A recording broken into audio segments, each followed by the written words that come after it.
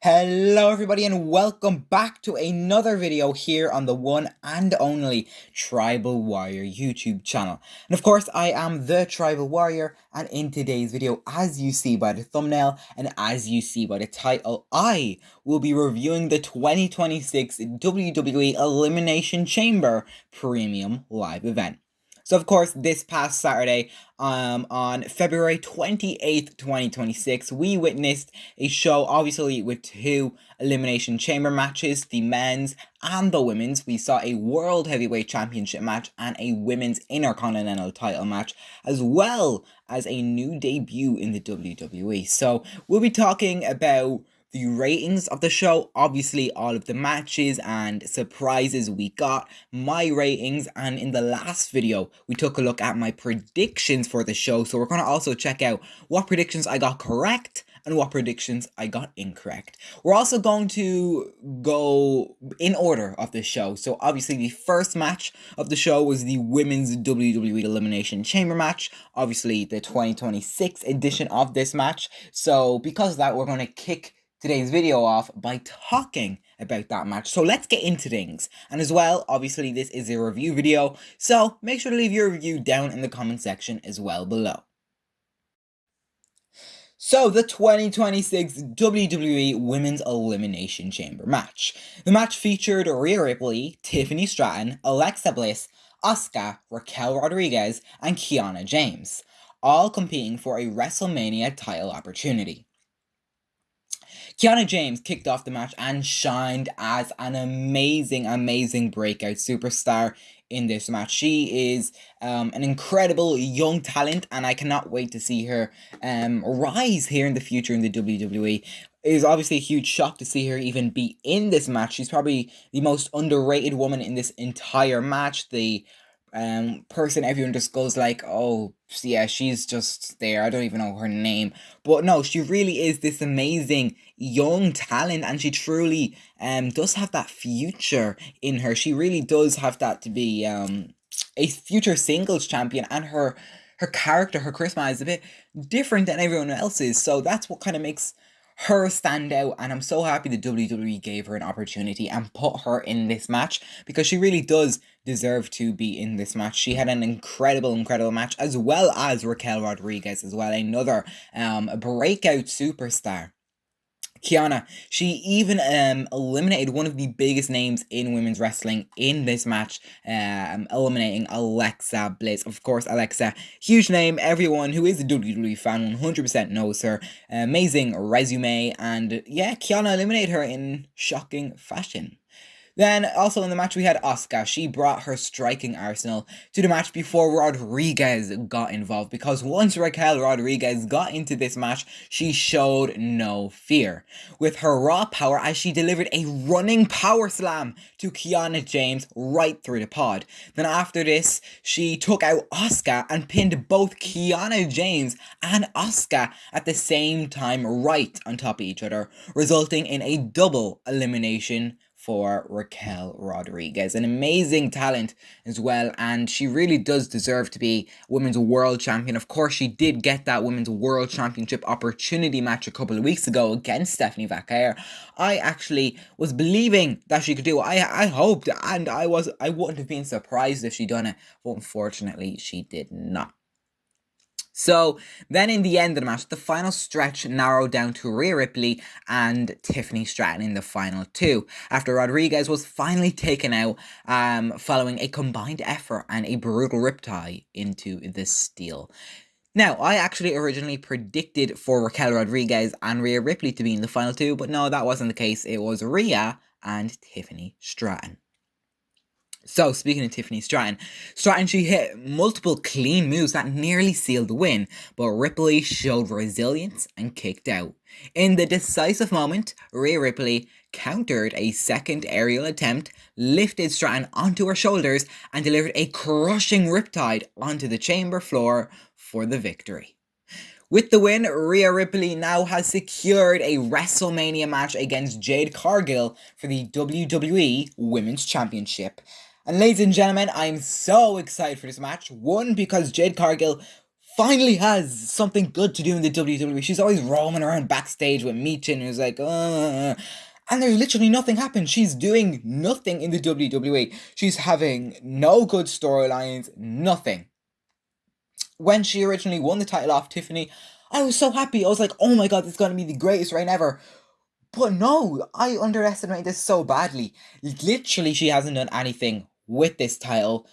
So now I can thankfully see a good thing for Jade Cargill. So now we will get this good feud. I do feel like we'll see Rhea more often on Friday Night SmackDown now, so that could make Friday nights a bit better as well, because of course SmackDown isn't the strongest show WWE has to offer. But yeah, Rhea Ripley, the 2026 Women's Elimination Chamber winner. In my predictions video, I did actually predict her to win this match, so I did get that prediction correct. But yes, Rhea Ripley, Jade Cargill, WWE Women's Championship match at WrestleMania, and it's going to be a good one. So then, in the second match of the night, we got another amazing clash. This time, it was for the WWE Women's Intercontinental Championship, as big time Becky Lynch defended the title against AJ Lee. So of course, AJ Lee's first single match in over 10 years carried a big fight atmosphere, as she challenged Becky Lynch for the Women's IC title. Although this was AJ's first match in years, it looked like she has been wrestling every single week in singles matches. She was amazing, no botches, everything was on cue. Amazing work from AJ Lee, and I was so hyped watching this match. It was so good. I was expecting maybe a few bad bumps. I think I even said it in the predictions video, but no, 10 out of 10 work for AJ Lee. She was flying around the ring with her amazing athleticism, her amazing unique moves, and she was doing everything perfectly. It was amazing, and I actually really did love this match. So, during the match, Becky tried to ground AJ early with a suplex with suplex variations and targeted attacks to set up for the manhandle slam. Confident that AJ's, long absence away from the WWE, and of course, especially in singles matches, would show. Instead of this, AJ Lee countered with a sharp timing and great technical work and tactics. Her tactics and that technical word there, she was so amazing. Her ring IQ is still amazing as well. This frustrated the champion, and it drew loud crowd reactions from the Chicago crowd, her adopted hometown. Then midway through the match, kind of in the way towards the end, referee Jessica Carr was bumped into the exposed turnbuckle, as she also received a massive accidental kick to the head by Becky Lynch. Speaking of Becky Lynch, Becky finally connected with the manhandle slam, yet AJ Lee managed to roll through and avoid defeat. In the climax, or the ending of the match, AJ Lee trapped Becky in the Black Widow submission in the center of the ring. Despite clawing towards the ropes, Becky Lynch had no escape and tapped out, crowning AJ Lee as the new Women's Intercontinental champion in one of the most emotional and exciting and amazing moments of the night. This was so good, electrifying, and she really does deserve this. AJ Lee, amazing, great talent, obviously should be a future Hall of Famer, as well as Becky, because they both put on an amazing match. Now, in my predictions video, I talked about how I do think AJ Lee should and will win the championship at Elimination Chamber, because I don't imagine AJ Lee being there every single week on Raw. So because of that, they're going to give her a short 2 months reign, and then we're going to get a rematch at WrestleMania, and at that rematch, we will see Becky Lynch win back that IC title. So I do think this is a short reign, and as I just mentioned, I did predict this match in my predictions video, so that is 2 predictions correct. So an amazing match from both AJ Lee and Becky, as we have a new Intercontinental Champion. Congrats to AJ Lee. So up next, it was our co-main event, well, in terms of matches anyways. So, in his hometown of Chicago, CM Punk defended the World Heavyweight Championship against Finn Balor in an intense contest. Finn Balor showed the pace early, targeting Punk's ribs and forcing him into defensive positions. He connected with a sling blade and shotgun dropkick that nearly shifted the match entirely in his favor. Each near fall drew explosive crowd reactions from the Chicago crowd, obviously, especially for CM Punk. They are firmly behind CM Punk because he's from Chicago. Now, although this match was very, very predictable, it was still, a good match. As the match escalated, Finn Balor hit the coup de grace, but Punk narrowly survived. In the final exchange, Punk avoided another aerial attack as he pulled Balor into position and delivered a decisive sharpshooter, followed by the GTS, otherwise known as the go-to sleep, to retain the World Heavyweight Championship. This victory cemented Punk's momentum heading towards WrestleMania, and reminded everyone that he is still the best in the world. So, of course, at WrestleMania, Punk will defend the world title against Roman Reigns. So that will be an interesting match.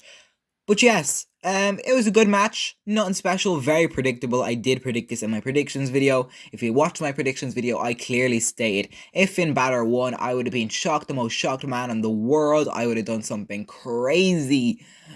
But no, thankfully, Finn Balor isn't the World Heavyweight Champion. As much as I would love that, I'm extremely grateful that he's not, because the WWE really would have screwed up WrestleMania, especially if they're really low on ticket prices. So yeah, that's really it on that match. I predicted it successfully. So yes, 3 correct predictions for me. And yeah, on to the next match. Or actually no, on to the next segment. So before the main event, we got that mystery box segment. We talked about this in our predictions video. So over the past few weeks in the WWE, we have been getting teasers about a mystery box that would be opened at Elimination Chamber. Obviously, Elimination Chamber has now passed, and because of that, we have now seen what is inside that mystery box. So, of course, when the box was finally opened, it revealed Danhausen, making his official WWE debut. For those that don't know who he is, because personally I don't even know who he is that much either, so I had to do my kind of own research as well. So known for his, kind of horror-inspired face paint, his humor, and his catchphrase, very nice, very evil, Danhausen built a strong cult following the independent scene and in AEW before arriving here in WWE. Danhausen delivered a brief, quirky introduction in his trademark style. Though it was not a match, the segment served as a talking point that included definitely mixed reactions, maybe kind of one-sided bad reactions, and positioned him as a new, unique presence on the roster. In terms of roster, I have no clue. Hell, I wouldn't even mind him going to NXT. I'd rather him go to NXT because I feel like he would work out more down in NXT. Also, I feel like him as a heel would look really cool. Like a comedic heel. Am I the only one thinking that would be good? Because I personally think that would be hilarious and funny and really cool as well. But yeah, the crowd absolutely hated this. So of course there was a couple of people, yay. Let me actually run back, on how he debuted. So, we had Adam Pearce and Nick Aldis on the stage. They had a crowbar and they tried to open the box. They successfully did. There was a big coffin inside the box. Creepy noises throughout the arena. Kind of then the music broke out of Danhausen, his new WWE themed song. The coffin door opened. All these women dressed up as obviously female Danhausens came out. They all done this crazy dance. I was like, oh, okay, this is happening right now. Then out came Danhausen, and when he came out, yeah, the arena pretty much, where was the event? The United Center? Yeah, they pretty much erupted into, not cheers, but boos, reactions online. People are for some reason hating this guy. I have no clue why. Maybe because no one knows who he is. Maybe because no one likes this. Maybe because they thought someone better, like a Chris Jericho or a major WWE announcement, was going to come out of that box instead. But no, it was Danhausen. And look, I'm not going to sit here and say how much I hate Danhausen. I don't even know him. So if I don't know the guy, I can't hate on him, and his catchphrase, very nice, very evil, sounds fun, and I cannot wait to see him in the WWE. So yeah, it's going to be interesting to see what he does, what he's going to do. Will he be involved in WrestleMania? No clue, but I'm happy to see him here. I don't think he deserves the hatred. He debuted in the WWE, and I'm sure he was excited. Yay, I'm a WWE superstar. And then the minute he came out, boo, we hate you. So, I don't know. Hopefully he has a good career here in the WWE. Do not know how long he is here for. I'm pretty sure he has signed a long-term contract with the company. So, I don't know. I wish him the best of luck.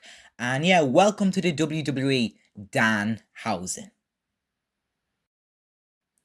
So then this crazy main event. So the main event was the 2026 men's Elimination Chamber match. So it featured Randy Orton, Cody Rhodes, Logan Paul, LA Knight, Trick Williams, and Javon Evans, all battling for a WWE Championship opportunity at WrestleMania against Drew McIntyre.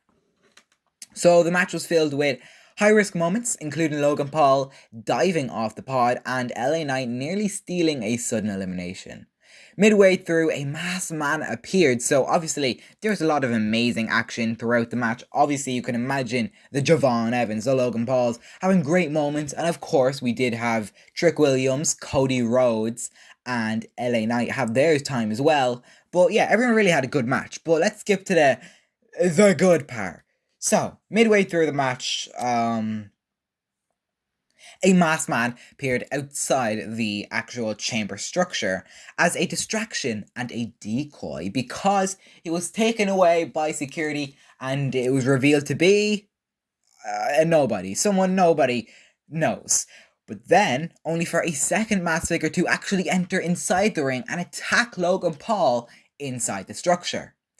The attacker unmasked himself, and it revealed to be the one, the only, the visionary, the revolutionary. Seth Rollins made his WWE return and took out Logan Paul in chaotic fashion. And of course, there you can see it there, that picture of Seth super kicking Logan Paul and of course taking off the mask there. So Seth Rollins is back. We've seen this mystery attacker over the past few weeks and it has finally been revealed. 2 mysteries in one night solved. So welcome back, Seth Rollins. We are so happy to have you back. However, the direction you are going to isn't looking good because personally, I do not want to see a Seth Rollins versus Logan Paul at WrestleMania. I'd much rather see Seth Rollins versus a bigger name because look, his WrestleMania last year, he was in the main event and he had one of the biggest moments of 2025 of WrestleMania. So I don't know. I think he should have a better WrestleMania opponent. I don't know what they're going to do. Hopefully, it's good. So then we actually continued on with the actual match because the match was still going on. We got down to the final 2 as it came down to Randy Orton and Cody Rhodes in a dramatic showdown. I did predict these 2 to be in the final 2. Just as Cody Rhodes was about to win, the WWE Champion, yes, more happened. More chaotic stuff happened. Drew McIntyre stormed to ringside and entered the ring and blasted Cody Rhodes with the WWE Championship belt across the face. The interference allowed Orton to hit an RKO out of nowhere for the win, securing his WrestleMania title match against McIntyre and closing the night in controversial fashion. So yes, as you see that photo there, Cody obviously disappointed because he just got a smack of the title. And of course, Randy standing tall and heading to WrestleMania. I do not know what on earth is going to happen. I don't know what we're doing with WrestleMania because of course Cody's going to somehow still get his way into that WWE Championship picture. So will we get a fatal 4-way at WrestleMania between Cody, Randy, McIntyre, and Jacob Fatu? I don't know. I guess we'll have to wait and find out. The clear confirmed picture right now is for Randy Orton to go up against the defending Drew McIntyre, but that could all change. And speaking of that changing, we'll talk about something major that took place after the show. So yeah, another amazing match. And I actually didn't predict this. I played it safe and predicted Cody Rhodes, but no, Cody did not win. And in a way, I'm happy that Cody didn't win because in a way, it was an element of surprise for me because I wasn't expecting the WWE to actually allow Randy Orton to win. Because, of course, when do we ever see Randy Orton have big matches in the WWE, especially on PLEs, and they allow him to win, because of course we wish that did happen. Obviously it did happen before, but no, the Randy Orton, he hasn't had amazing, huge, groundbreaking moments recently. So yeah, in a way this was a good one, and I am happy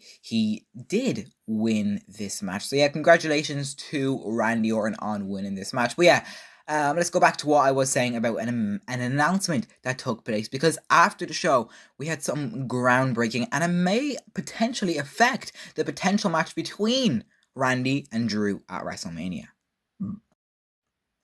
Oh lordy, so this happened. Nick Aldis absolutely went off at Drew McIntyre on the post show. So obviously, over the past few weeks, Drew McIntyre has been getting involved in Cody Rhodes' business. Of course, we did see Drew ultimately win the WWE Championship.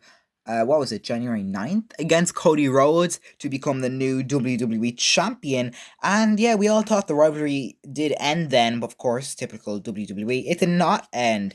And because of that, for some reason, Drew McIntyre just kept on getting involved in Cody Rhodes' business. Nick Aldis, the general manager of SmackDown, kept telling him to stop, leave it off. But of course, Drew McIntyre wouldn't listen. He kept getting involved until, obviously, Elimination Chamber. He got involved once again in the Elimination Chamber match, and this time, obviously costing Cody the actual chance of facing Drew at WrestleMania. So because of this, Nick, he just had enough, and he absolutely went off at Drew McIntyre. He screamed, cursed him out, he was going insane, and then it got to this point. This argument here got that intense. Drew McIntyre made a real bad mistake, because actually it took place on the Elimination Chamber post-show.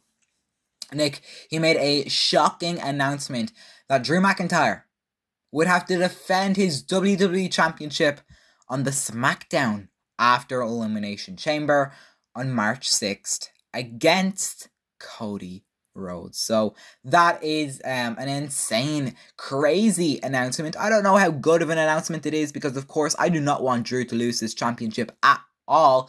However, I do feel like Cody might win the WWE title back, because that would then allow Cody Rhodes versus Randy Orton, which we've all been wanting for so long now. But I don't really want to do Randy versus Cody yet, because I want a heel Randy. I want that heel Randy. I want that good feud. So maybe we could at least stretch it out until SummerSlam, but that is so far away.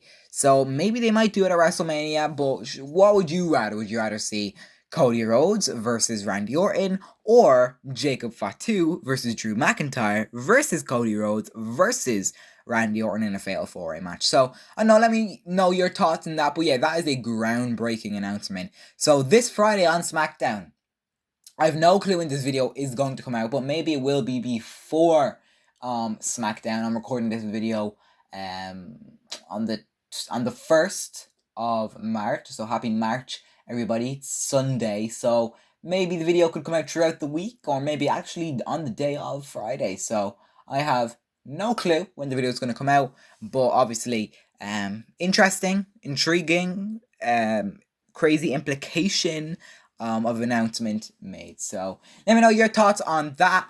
And yeah, WWE Championship match announced for March 6th, 2026.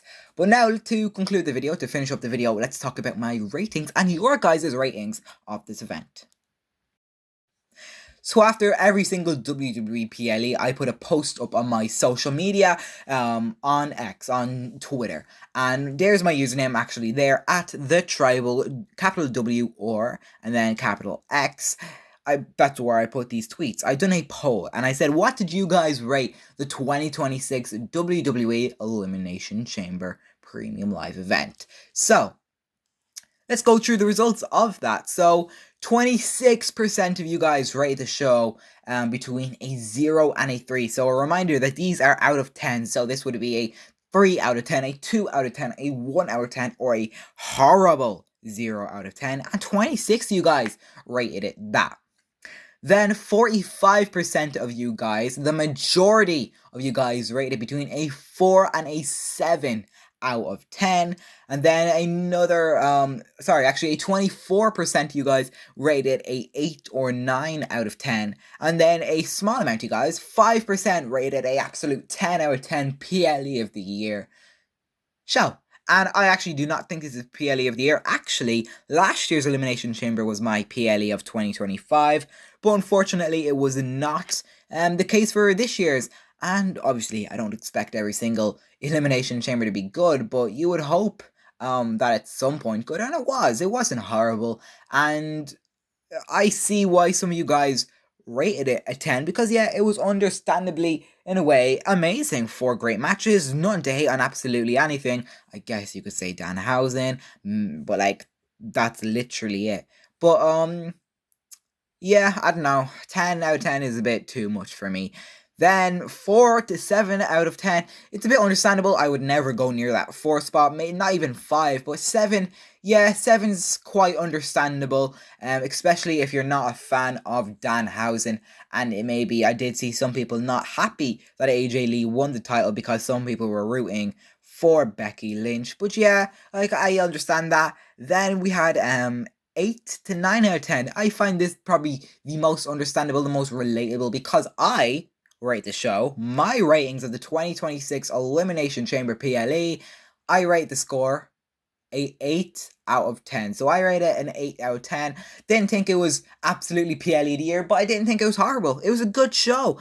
So it did deserve that 8 out of 10 position, that 8 out of 10 spot. So yeah, an amazing show. That's all I got for you guys in today's video. My match of the night, though. My match of the night, I'm gonna have to give it to Becky Lynch versus AJ Lee. It was an amazing, amazing match, and I loved seeing AJ Lee wrestling in her first singles match in a long time, because she was just amazing. And yeah, I have to give the match to them, so congrats to them on getting my Elimination Chamber match of the night. Great show, 8 out of 10 for me. That's all I got for you guys in today's video. Let me know your thoughts and opinions on that. Let me know your ratings for those who didn't use this poll. Let me know your thoughts on both Elimination Chamber matches, the IC title match and the World Heavyweight Championship match. And are you excited to see Danhausen here in the WWE?